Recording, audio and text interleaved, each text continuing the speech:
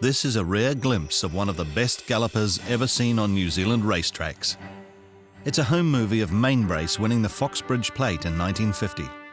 It was win number 5 in a sequence that reached 17, a feat only bettered by 2 other horses, both Hall of Fame inductees. Yet if not for a training lapse as a 3-year-old, Mainbrace's winning sequence would have reached 24, and an unrivaled place in New Zealand racing history. Mainbrace was by Admiral's Luck from Manaroo and was raced in partnership by the dam's owner, Dr. Tom Fraser and Bob Nolan. He was a lightly muscled horse, but the trainer was quick to inform the owners that Mainbrace was the toughest colt he had ever broken in. A spirited nature matched his name, which has a Royal Navy connection. The inspiration came from a daring escape by a British frigate trapped in the Yangtze River in 1949. It brought a command from King George to splice the Mainbrace in celebration. More than a few tots of rum were raised by New Zealand race fans to toast Mainbrace in the following years. Perhaps surprisingly, Mainbrace's debut at Te Araha in 1949 produced the first of only 2 defeats in his career. He was 3rd behind the Unicorn, ironically, the horse to claim the other victory. Grenville Hughes rode Mainbrace in the Welcome Stakes the following week.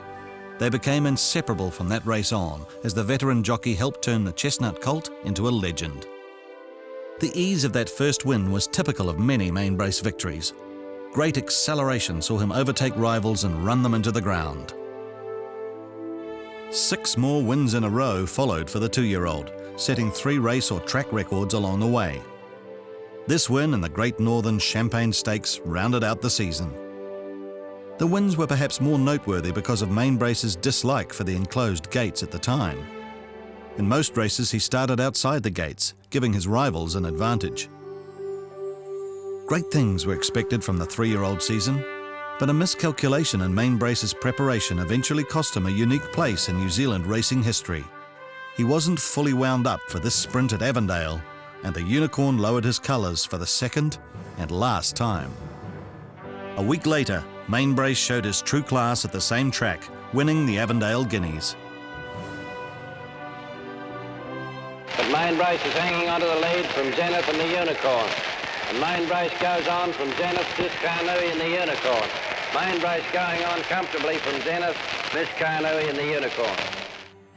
The 3-year-old classics then fell to Mainbrace in order, as no other horse could match the speed of the chestnut Thunderbolt and his jockey. By the time Mainbrace swept to victory in the Foxbridge Plate and claimed yet more prizes that still stand testament to his dominance, his supporters knew this horse was on track for greatness.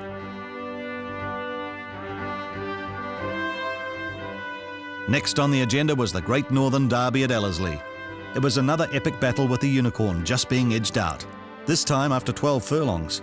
3 weeks later, Mainbrace claimed the Trentham Treble, the Wellington Stakes, the Gloaming Stakes and the Trentham Stakes. Even as he took the accolades, there must have been some already wondering if this was a horse capable of beating the record of 19 wins held by Desert Gold and Gloaming. The winning sequence stretched to 15 by the end of Mainbrace's 3-year-old season. The stakes earnings had also passed £21,000, an Australasian record at the time.